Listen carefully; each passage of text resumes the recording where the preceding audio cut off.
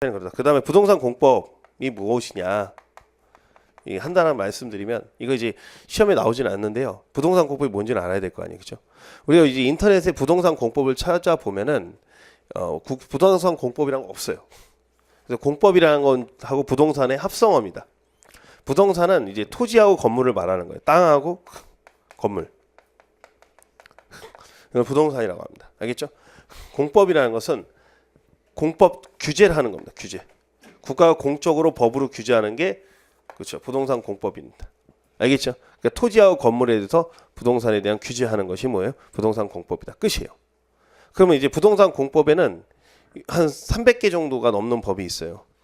그런데 그 중에서 직접적으로 관련 있고 시험에 나올 수 있는 내용들 정도로 뽑아서 국가가 제가 한 게 아니에요. 시험 범위를 정한 게 6개 법입니다. 뭐라고? 6개 법. 그러니까 6개 법이 다가 아니고 알겠죠? 예, 그러면 이제 거기서 또 생각을 해야 되겠죠? 토지하고 건물이니까 6개 법이라고 그랬죠. 6개 법. 그래서 건물에 대한 것 2개과 뭐라고? 건물에 대한 것 2개와 토지에 관계된 것 4개로 구성되어 있습니다. 알겠죠? 자, 그러면 토지에 관계된 게 몇 개?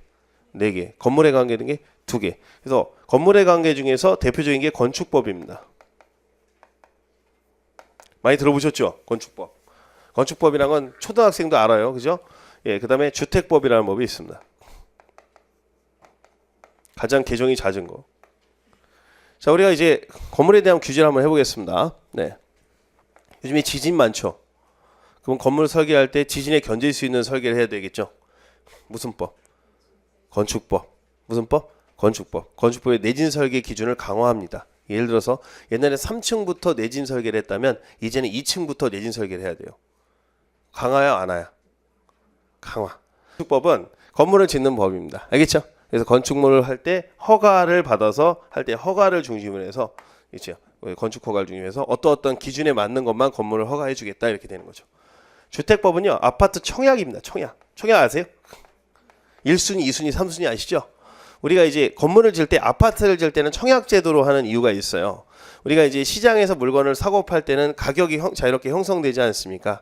그런데 이제 돈이 많은 사람이 집을 많이 갖는다.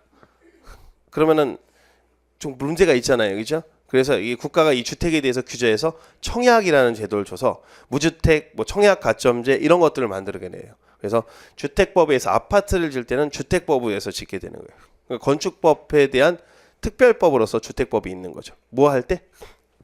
아파트 청약할 때, 순위 공급할 때 순위를 규정하는 게 주택법입니다. 그러니까 지나가다가 푸르지오 아파트 그러면 아 저건 뭐로 줬다? 주택법에서 줬구나 이렇게 생각하시면 되는 거예요.